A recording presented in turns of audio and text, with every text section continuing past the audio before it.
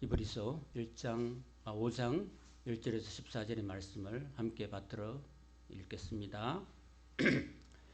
대제사장마다 사람 가운데서 택한 자이므로 하나님께 속한 일에 사람을 위하여 예물과 속지 않은 제사를 드리게 하나니 그가 무식하고 미혹된 자를 능히 용납할 수 있는 것은 자기도 연약에 휩싸여 있음이라.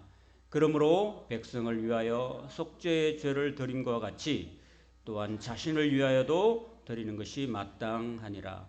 이 종기는 아무도 스스로 취하지 못하고 오직 아론과 같이 하나님의 부르심을 받은 자라야 할 것이니라. 또한 이와 같이 그리스도께서 대제사장 되심도 스스로 영광을 취하심이 아니요 오직 말씀하시니가 그에게 이르시되 너는 내 아들이니 내가 오늘 너를 낳았다 하셨고, 또한 이와 같이 다른 데서 말씀하시되 네가 영원히 멜기세덱의 반차를 따르는 제사장이라 하셨으니 그는 육체에 계실 때에 자기를 죽음에서 능히 구원하실 이에게 심한 통곡과 눈물로 간구와 소원을 올렸고 그의 경건하심으로 말미암아 들으심을 얻었느니라. 그가 아들이시면서도 받으신 고난으로 순종함을 배워서 온전하게 되셨은즉 자기에게 순종하는 모든 자에게 영원한 구원의 권원이 되시고 하나님께 멜기세덱의 반차를 따른 대제사장이라 칭하심을 받으셨느니라.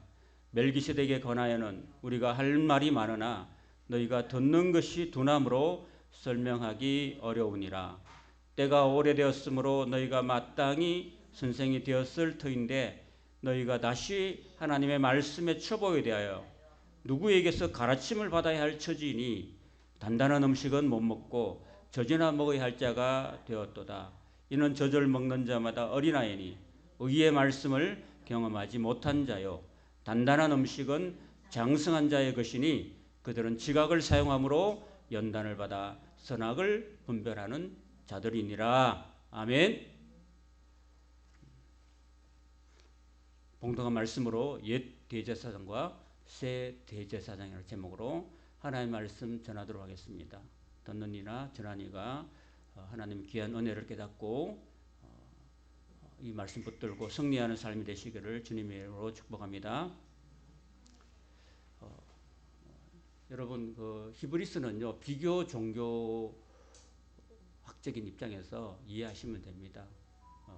초대교회 당시에 자꾸 유대교로 돌아가려고 하는 그런 사람들에게 예수님을 꼭 붙들어야 된다. 예수님이 진짜 우리가 붙들어야 될 진정한 분이시다. 우리의 믿음의 주요 온전케 하신 예수님만 우리가 바라보자라는 그런 목회적인 차원에서 그 연약한 성도들을 때로는 막 이렇게 경고하기도 하고 때로는 더 많이 격려하면서 쓰신 하나의 설교문, 격려문이라고 말할 수 있습니다. 히브리인들이 유대교가 가장 중시하는 것들이 제사거든요. 제사는 제사를 집행하는 대제사장이 있어야 되고 또 제물도 있어야 되고 그리고 예배자도 제사자도 있어야 되는 거죠.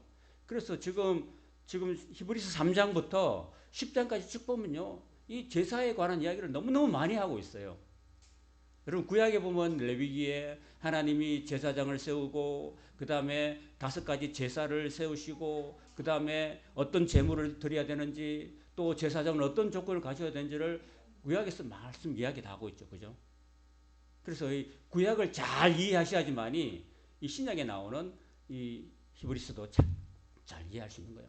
그러니까 여러분 구약과 신약을 골고루 잘 드시기를 바랍니다.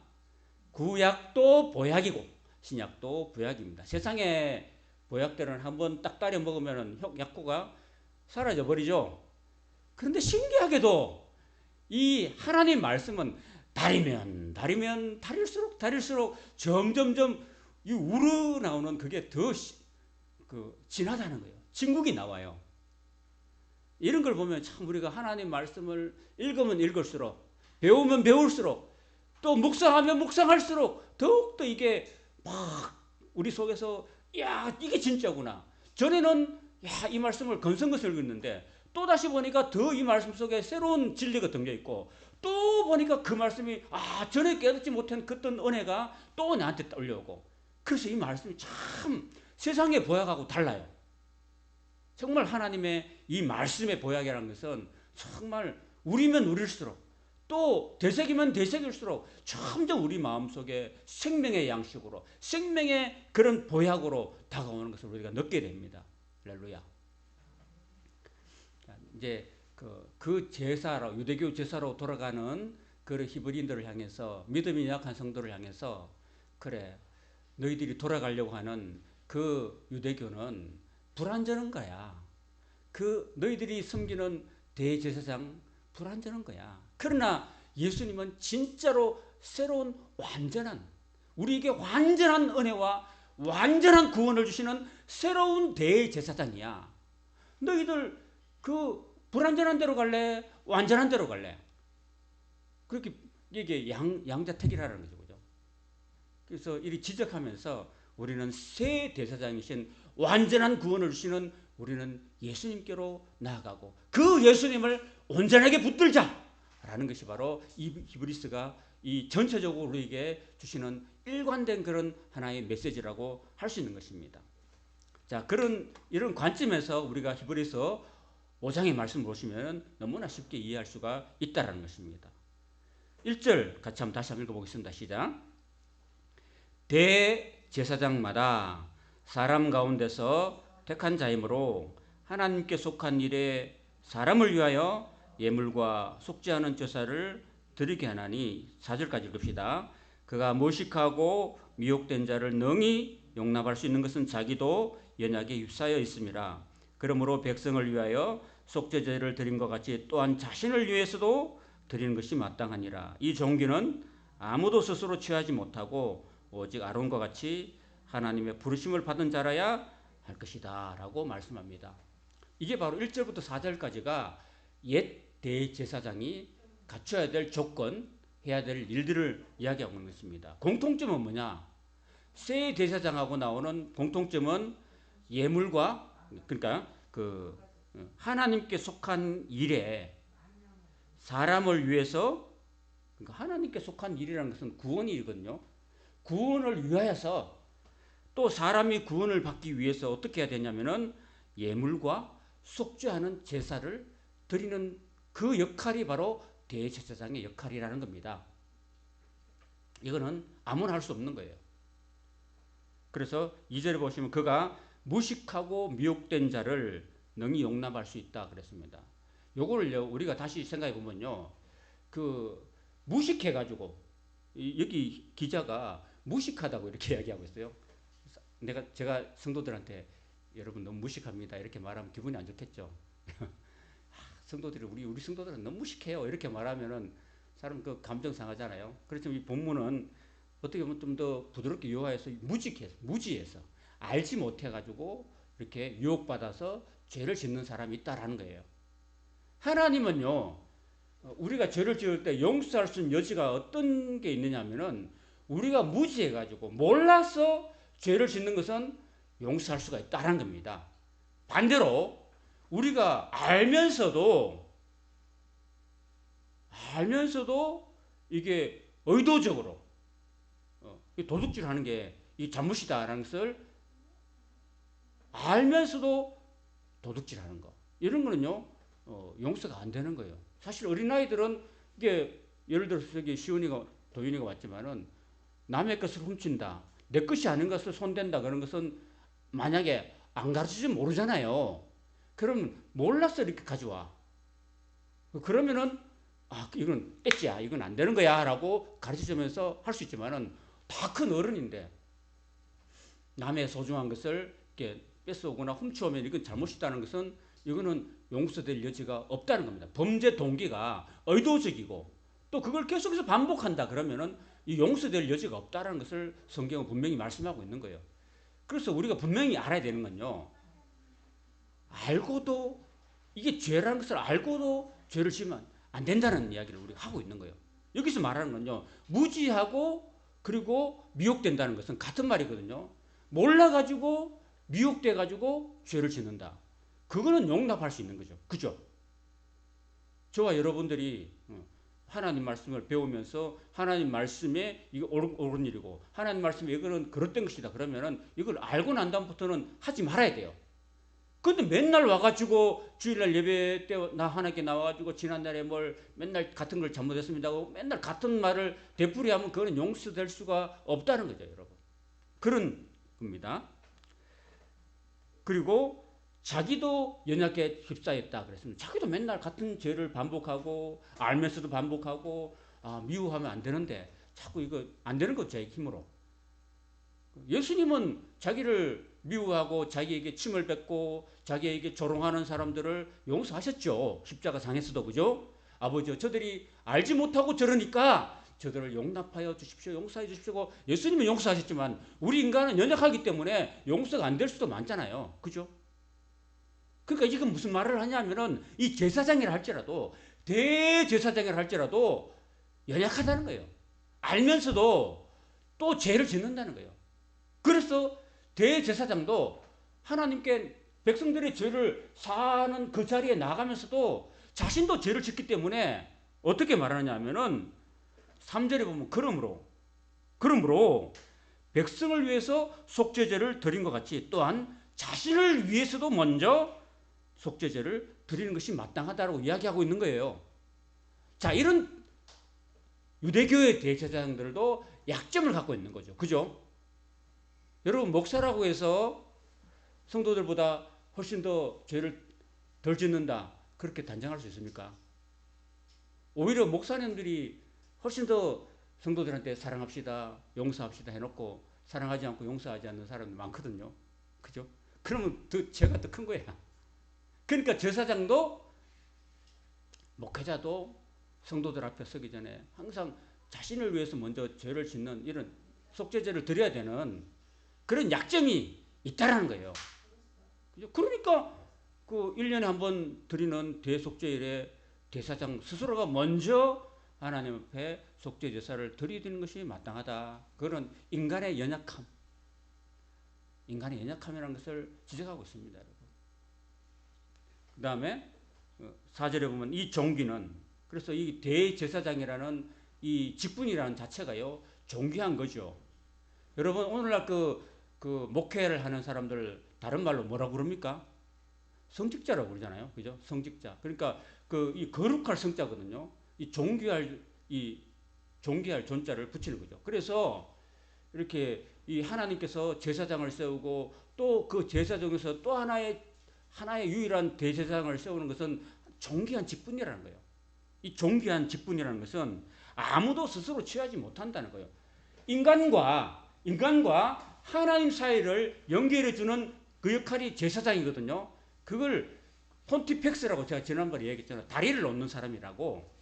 그 다리를 놓는 사람이 아무나 되는 게 아니고 하나님 앞에 인간을 연결시키고 사람들을, 성도들을 하나님 보좌 앞으로, 은혜의 보좌 앞으로 이끌어주는, 연결해주는 다리 놓는 그 제사장은요, 하나님이 그렇게 불러야지만이, 하나님이 불러서 세워야지만이 가능하다는 이야기를 하고 있는 거죠. 그죠?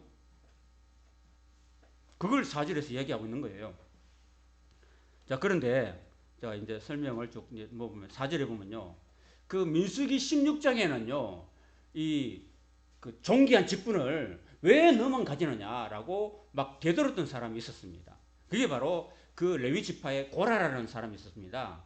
고라는 레위 지파였지만은 아론 계통은 아니기 때문에 그 제사장 직분을 할 수 없고 또 대제사장권을 감당할 수 없는 사람이었는데 그 직분이 너무 존귀하다 보니까 자기가 그 직분을 취하려고 했어요. 그래서 모세와 아론을 향해서 대적했습니다. 왜 당신만 스스로 총회에서 스스로를 높여서 존귀한 직분에 오르느냐? 우리는 왜 못 오르느냐라고 하면서 그 고라와 다단과 아비람 이 세 사람이 힘을 합쳐가지고 그리고 250명의 그 자기를 따르는 사람들하고 해가지고 모세를 반역했던 사건이 생겼습니다.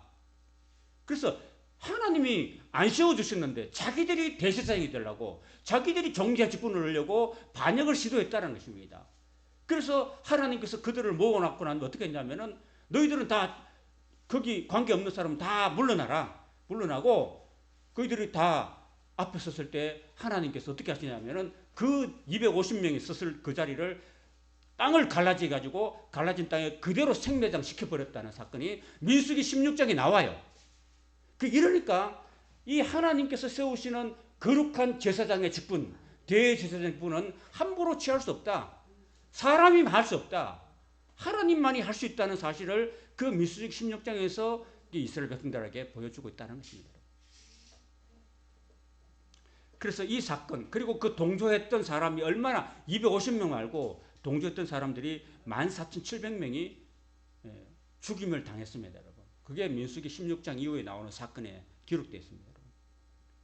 그러니까 이게 하나님의 일을 하는 것은요, 하나님께 부르심, 콜링을 받은 사람이 할 수 있다. 아무나 지나게나 다 할 수 있는 게 아니라는 사실을 이야기하고 있다는 겁니다, 여러분.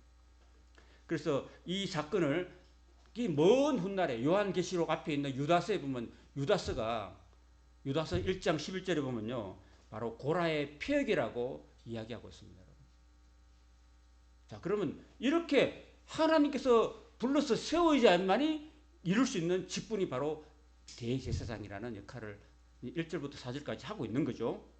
자, 그런데 이제 5절부터 10절까지는 이러한 이 거룩한 직분 대제사장은 이렇게 물론 하나님이 불러서 세웠지만은 연약하고 대제사장 자체가 연약한 존재고 죄를 지을 수 있는 존재이기 때문에, 그리고 그들이 드리는 제물, 그 옛 유대교가 드리는 그 제사의 제물이요, 사람이 아니에요.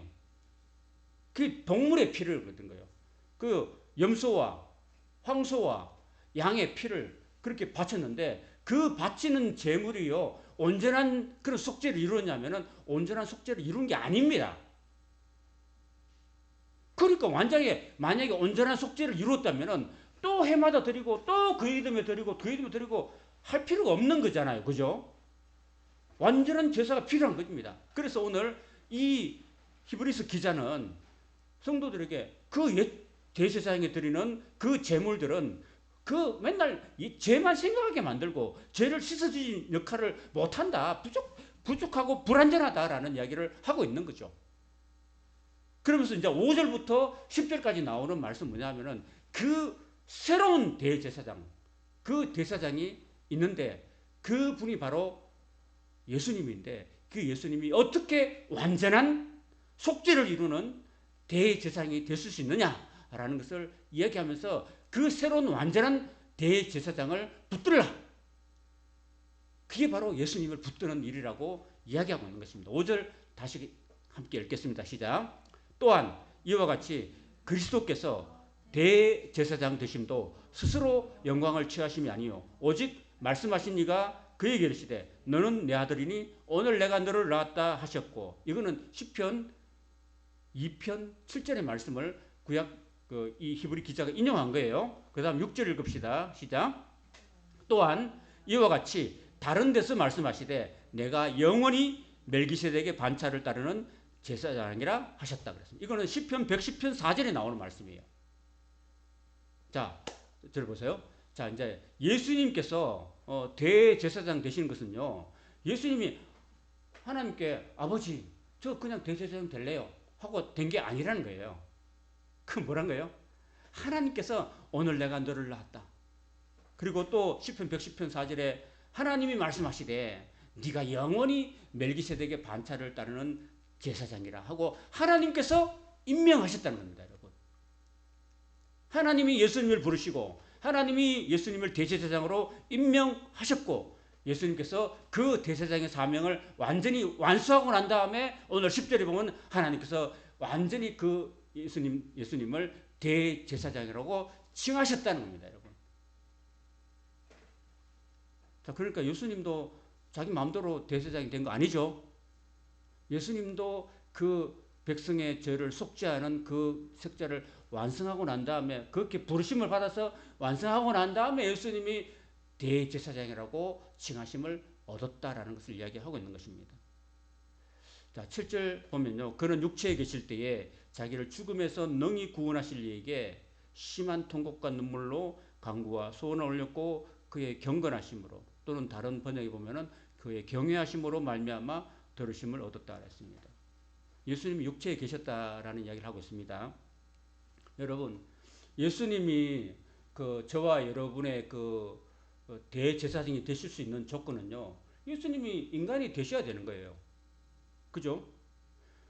옛날에 구약의 대제사장이 연약한 인간의 모습을 가지고 자기도 죄를 짓고 자기도 여러 가지 연약한 걸 다 느꼈듯이 예수님도 육체로 계셨다는 거예요. 육체로 성육신 하셨다는 것은 뭐냐 하면은 예수님도 저와 여러분까지 똑같이 시험을 당하시고 고난을 당하시고 그리고 괴로움을 당하시고 아픔을 당하시고 슬픔을 당하시고 다 하셨다는 겁니다, 여러분.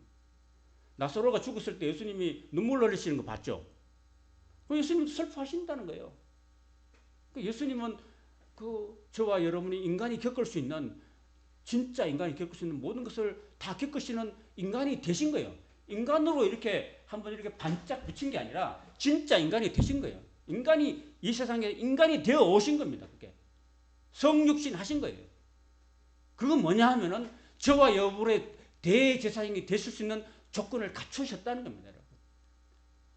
그리고 자기를 죽어야 자기를 죽음에서 능히 구원하신 이에게 심한 통곡과 눈물로 간구와 소원을 올렸다고 말합니다. 이건 뭐냐 하면은 예수님 왜 구약의 대제사장과 다르냐면은 구약의 대제사장은요 그냥 염소의 피로 황소의 피로 양의 피로 가지고 뿌리고 나갔다. 그러니까 불완전한 제사였고 예수님은 자신이 죽는 거예요. 자신이 스스로 어린 양이 되셔서 자신이 십자가에서 몸 찢고 피 흘려주시는 죽으심을 경험하는 그 자신의 몸을 가지고 자신이 스스로 들이신 거예요. 완전한 하나님이고 완전한 인간 자신이 자신을 하나님께 죽으심으로 피를 자신을 들이신 거예요. 그러시면서 얼마나 겟세마네 동산에서 얼마나 땀방울이 핏방울이 되도록 기도하셨습니까? 그죠? 아버지요, 할만하시거든. 하나님은 완전하시니까, 아버지는 완전하시니까 내가 안 죽고도 백성들을 구원할 수 있지 않습니까? 하나님은 하실 수 있다고 저는 믿습니다.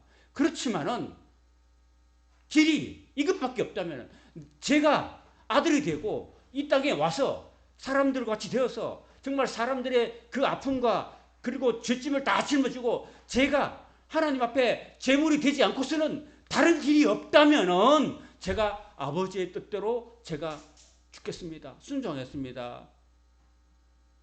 이런 기도를 몇 번 드렸습니까? 같은 기도를 몇 번 드렸습니까? 겟세마네 동산에서 3번씩이나 드렸습니다. 3번씩. 그렇지만은 예수님은 하나님을 경외하는 마음으로 그는 순종하셨고 결국은 하나님의 뜻대로 이렇게 나갔다는 겁니다. 그 이야기를 지금 실제로 하고 있는 거예요. 그가 아들이시면서도 받으신 고난으로 순종함을 배우셨다 그랬습니다. 이 말은 다음 구절하고 연결되어 있거든요. 온전하게 되셨은즉 자기에게 순종하는 모든 자에게 영원한 구원의 근거가 되신다고 말씀하십니다. 예수님이 하나님 아버지께 온전하게 순종을 하셨습니다. 죽기까지 순종하셨어요. 그리고 온전한 구원의 근원이 되셨다는 말은 또 자기에게 순종하는 예수님을 믿고 예수님을 끝까지 따라가는 사람들에게 어린 양을 끝까지 쫓아가는 사람들에게 구원을 베풀어 주시는 영원한 구원자가 되셨다라는 말을 하고 계시는 거죠. 요한계시록에 보면 그런 말씀이 생각나요.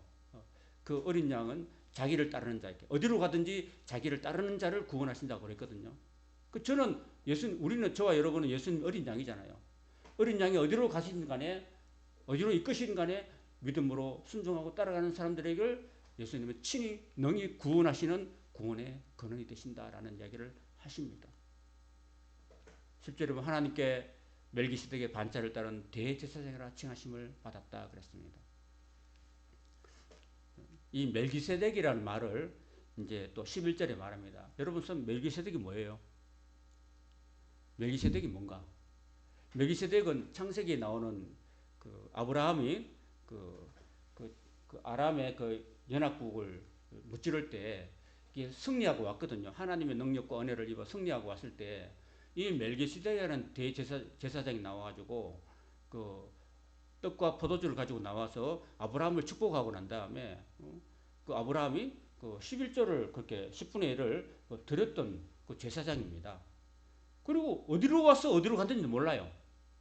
아버지도 없고 어머니도 없고 족보도 없고 시작도 없고 끝이 없는 마치 하나님의 아들 같은 그런 제사장이라고 그 명칭하고 있습니다. 그럼 도대체 뭘까요? 그런 잠깐 나타났다가 그 다음에 사라졌다가 이제 다시 한번 이 히브리서에 다시 한번 언급되는 그런 멜기세덱이랍니다. 그 멜레크하고 ጼ데크하고 연결된 말이거든요. 이 멜레크라는 말은 왕이라는 말이야. 왕. 구약의 말라기가 멜레크라는 뜻이거든요. 멜레크라는 말은 나의 왕이라는 뜻이거든요. 구약의 말라기가 나의 왕이 하나님이라는 뜻인데 여기서 멜기세덱이라고 하는 멜레크 ጼ데크 해가지고요. 그 멜레크라는 말은 왕이고 ጼ데크라는 말은 의라는 것입니다. 의의 왕이라는 뜻입니다. 의의 왕. 자, 그 이제 멜기세덱에 대해서 이제 10절부터 11절에 이야기하는데요. 이렇게 말합니다. 11절 같이 한번 읽어봅시다. 시작.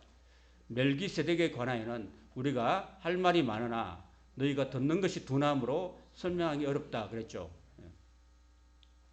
자, 우리가라고 말합니다. 우리가 여기서 히브리서 저자가 한 사람이라는 말입니까? 여러 사람이라는 말입니까?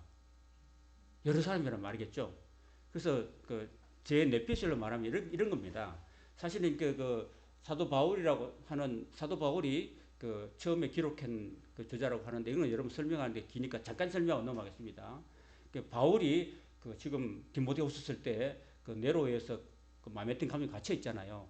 갇혀 있는데 그 자꾸 갇혀 있는 중에 그 들려오는 소식이 뭐냐면 로마의 그 네로 황제가 자꾸 기독교인들 핍박해가지고 사람들이 자꾸 옛날에 바울이 전도하고 바울이 예수 믿도록 해가지고 믿은 유대인들이 있는데 그 유대인들이 자꾸 유대교가 자꾸 이렇게 우리 다시 돌아오라고 자꾸 말해요. 유대인들이 자꾸 믿는 유대인들한테 우리 교회로 다시 돌아와라, 유대교로 다시 돌아오라고 자꾸 이런 그런 유혹과 압박이 있었고 그 다음에 또 네로가 그 유대인들이 굉장히 뭐랄까 교묘한 사람들이에요. 머리가 좋고 그 유대인들이 그 로마 황제 네로한테 자꾸 뇌물 집어넣고 하면서 기독교인들을 핍박하게 만들어라고 핍박하게 만들어서 유대인한테 돌아오고 그런 속셈이 있었다는 거예요. 썰로.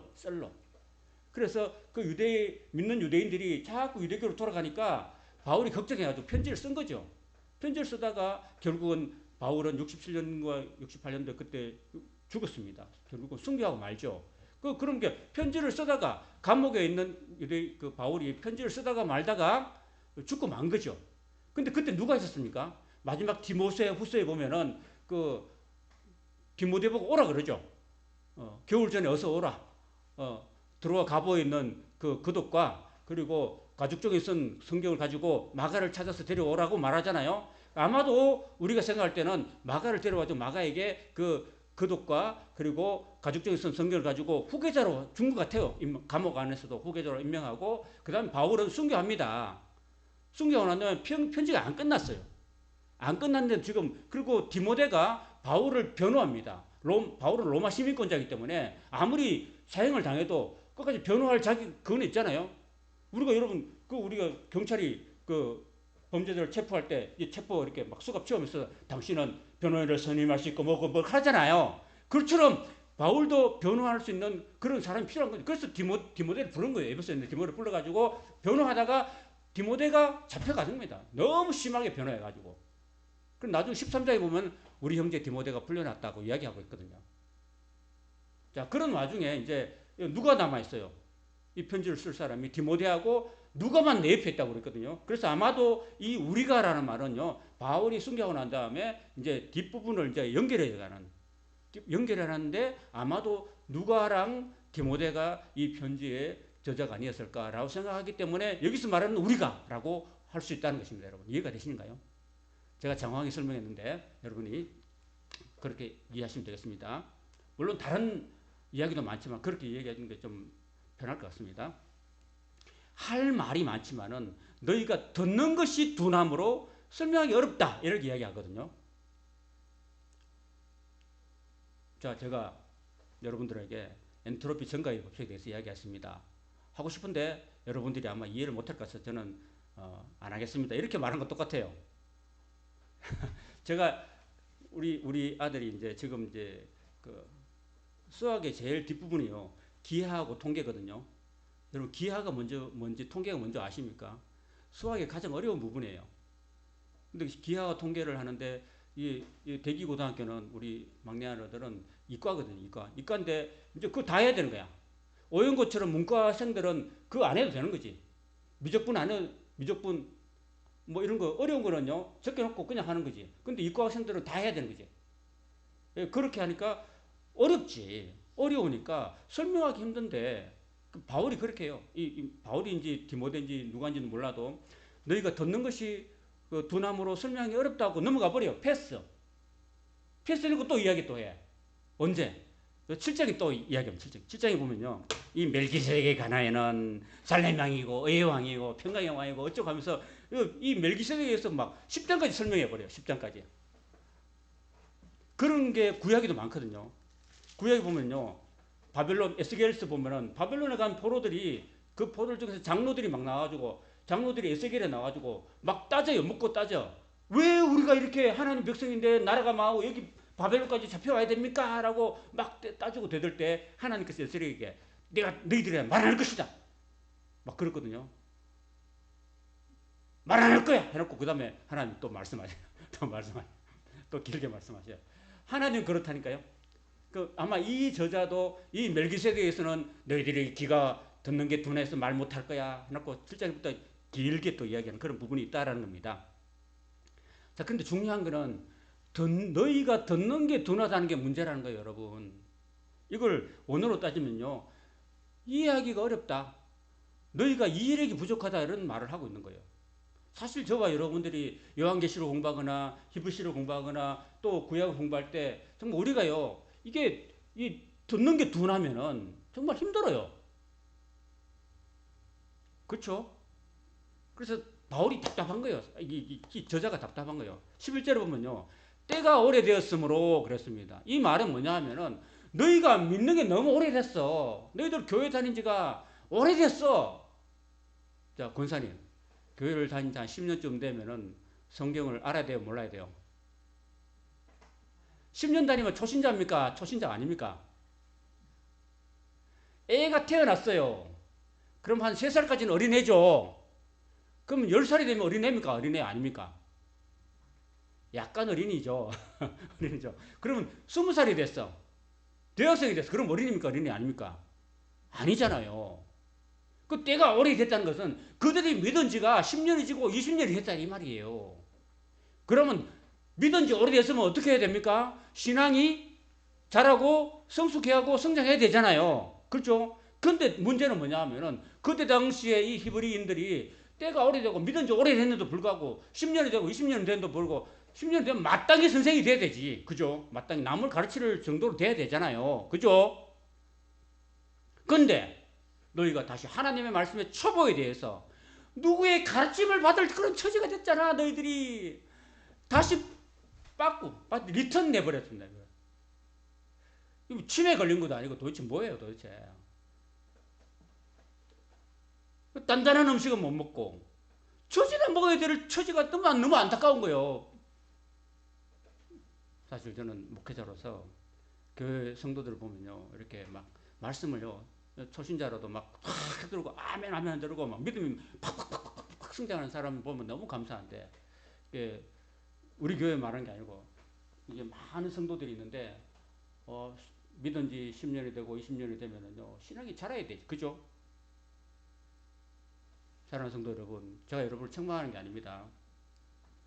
여러분 신앙의 연조가 1년이 쌓이고 2년이 될수록 구력이 쌓일수록 더 잘해야 되는 거 맞아요? 안 맞아요? 신앙생활 더 잘해야 되는 거 맞아요? 안 맞아요? 맞죠? 그죠? 어제보다 오래 나야 되고 오늘보다 내일이 나야 되는 게 신앙의 진보 아닐까요? 그죠? 그쵸? 그러면 신앙의 진보는 그냥 됩니까? 노력을 해야 됩니까? 노력해야 되죠. 어린이가 밥을 열심히 잘 먹고 운동도 열심히 하고 그래야지 몸도 자라고 키도 자라지. 안 그래요? 우리도 신앙인으로서 믿는 사람으로서 여러분 열심히 기도할 뿐 아니라 열심히 말씀도 잘 듣고 성경을 창세기부터 요한계시록까지 이게 많아요. 사실 많기는 많지만은 그래도 율법 전서에 비하면 적어요. 여러분 율법 전서 이만큼 됩니다. 이만큼.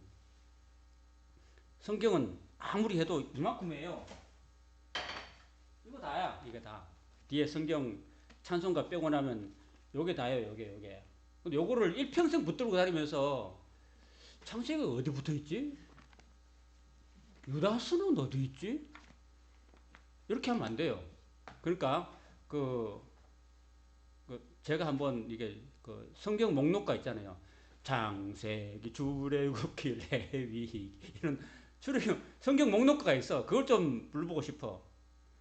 지금 우리가 성경을 맨날 딴 데 합니까? 딴 데 하지 않죠? 오늘 히브리서 5장 했으면 다음 주 어디예요? 다음에?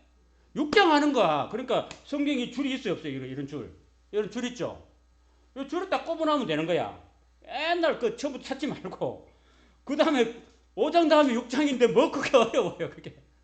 그걸 맨날 이렇게 해야 되는 거 아닙니까? 그러니까 이거를 여러분 딱 매주마다 우리가 뭐 예배를 10번, 20번 드리는 게 아니고 주일날 한 번 드리고 수요일날 한 번 드려. 그럼 맨날 찾을 필요가 없은 거예요. 사람이 머리가 돌아가면은 이거 찾을 필요도 없어요. 이거. 그리고 이게 다 이 끝에 다 있어요. 그 다음에 우리가 신앙의 초보에 머물 게 아니라 그리고 맨날 젖만 먹으면 안 돼요. 그죠? 젖이라는 게 뭡니까? 젖은 우리가 소화가 안 되니까 애기들이 이제 도윤이는 지금 이제 젖 안 먹죠. 그죠? 젖은 언제까지 먹어야 돼요?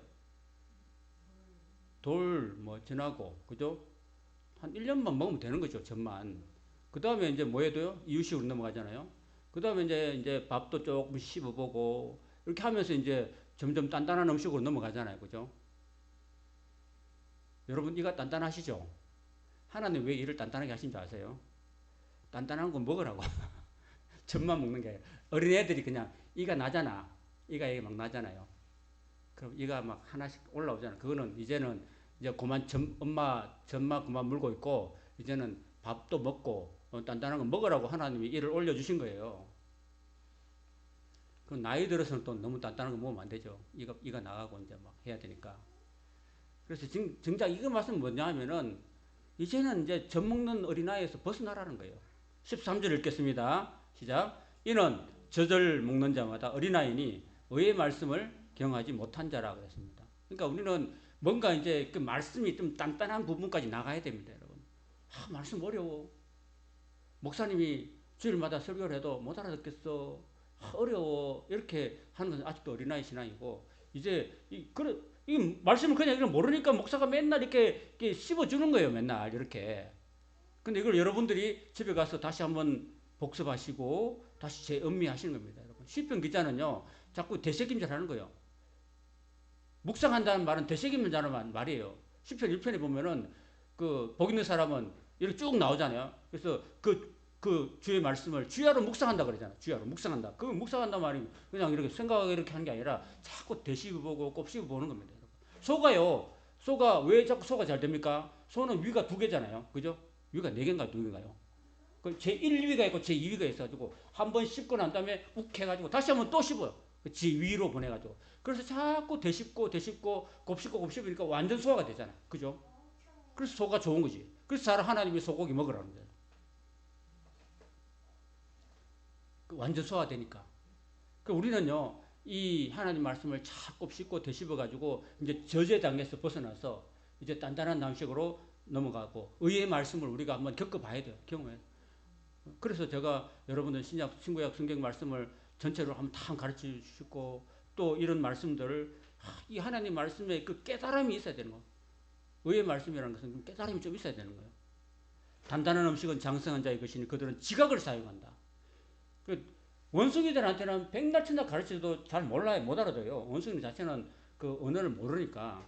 그렇죠. 우리는 하나님 주신 지각이 있는 거죠. 지각을 사용해가지고 연단을 받아서 선악을 분별할 때까지 이르러야 된다. 결국은 무슨 말이냐면은 우리가 신앙의 발전을 위해서 노력해야 된다는 그 말을 하고 있는 거예요. 그래서 제가 여러분에게 드린 말씀은 뭐냐 하면은 여러분이 스스로 이 말씀을 펴가 읽어봐야 돼요.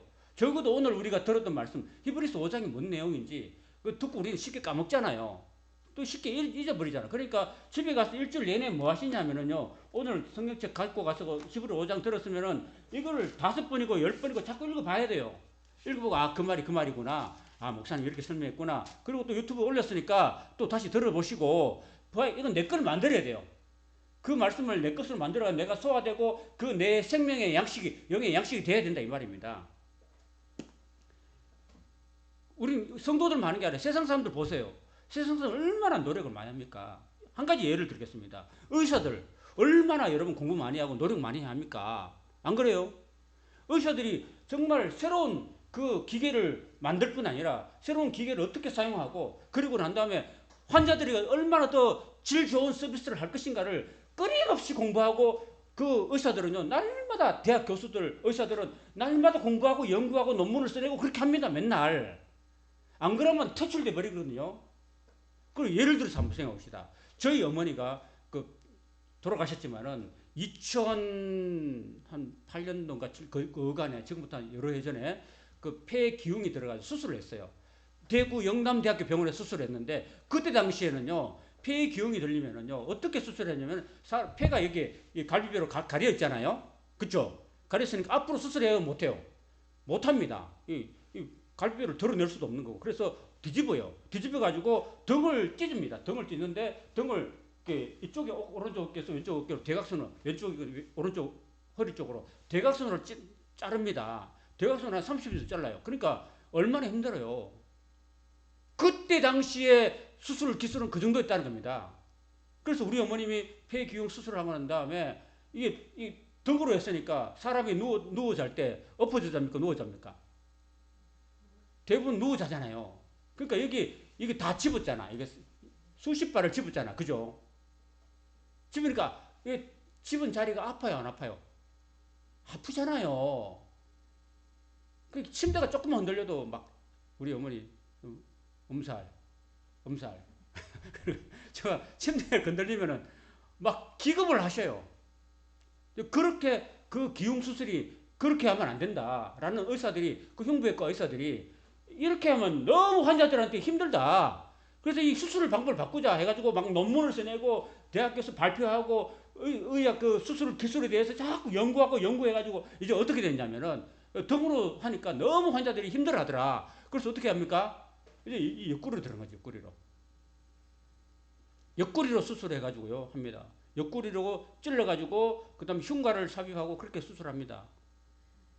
그 얼마나 사람이 조금만 공부하고 노력하고 연구하면 그 환자들에게 또 편의를 제공할 수 있잖아요, 그죠? 그 이후에 저는 이제 양쪽에 폐기흉 수술했는데 어떻게 했냐면 이제 우리 어머니처럼 등짝을 자른 게 아니고 병이라는 게 참 유정되는 것 같아요. 옆구리에 여기를 잘라가지고 일로 쳐들어가는 거예요. 일로 들어가서 이제 폐를 이제 그 기흉을 수술하는 거죠, 여러분.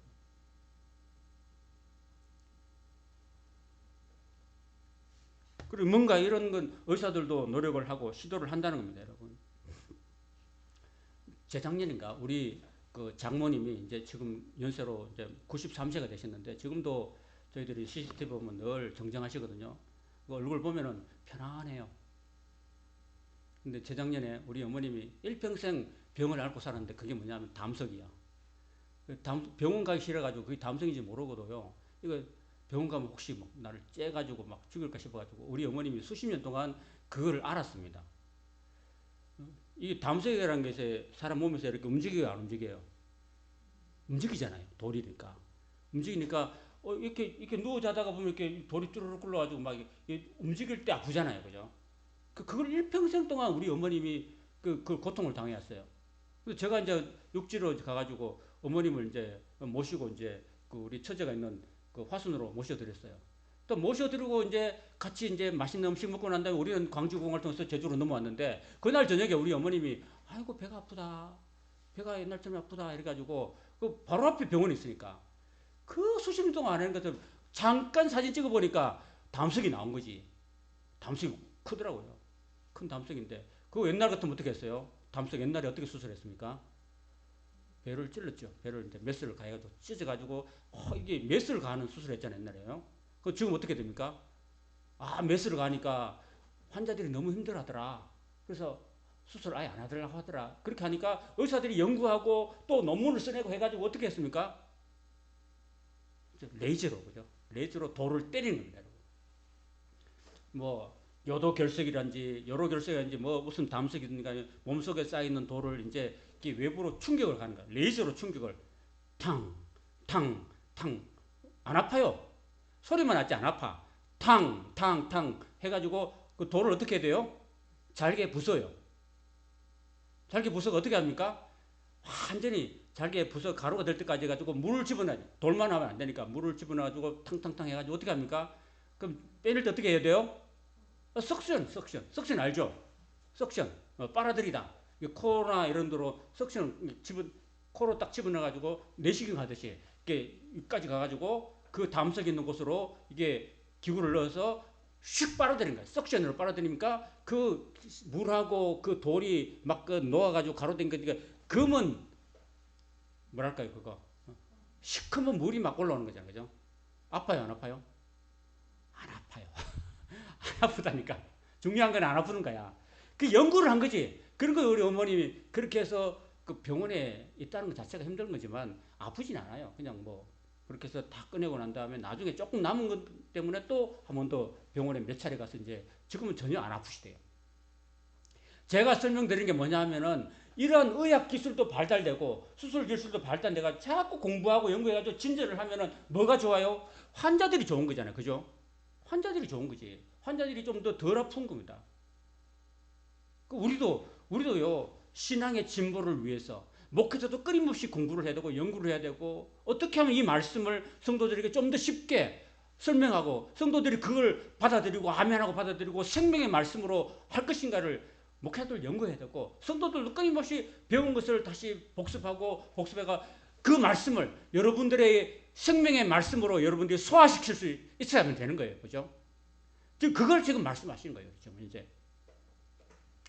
그렇게 하면 여러분들이 자꾸 말씀을 듣다 보면 이제 그 구약을 알아야지만이 신약을 안다고 제가 말씀드렸듯이 여러분이 구약을 차근차근 배우고 또 신약을 차근차근 배우고 서로 연계되어 있어. 서로가 다 따로따로 연계된 게 아니라 다 연계되어 있다니까요. 마치 핏줄처럼 다 연계되어 있다니까요. 그래서 하나님 말씀을 더 쉽게 알아줄 수 있다는 여지가 있다라는 것입니다. 자, 오늘 이 말씀 이렇게 맡기겠습니다. 아무쪼록 우리의 새로운 대제사장이 완전한 구원을 가져다 주시는 것을 기억하고 또 우리는 신앙의 성숙을 위해서 더욱더 끊임없이 여러분 말씀을 공부하고 또 읽고 또 열심히 배우시고 또 복습하시고 그걸 여러분이 이해될 때까지 안 되면 여러분 저한테 물으십시오. 저도 부족하지만 또 여러분에게 서로 나눌 수 있으니까요. 그래서 여러분이 이 말씀을 통해서 믿음의 성장을 이루고 또 믿음의 결국 영혼의 구원을 얻고 여러분이 신앙이 성적하고 성숙해서 남을 가르칠 수 있는 데까지 갈 수 있기를 간절히 바랍니다. 이것이 바로 히브리서 기자가 그 히브리서 성도들에게 또 오늘 제가 여러분들에게 또 하나님께서 저와 여러분들에게 주시는 메시지라고 믿습니다. 아멘.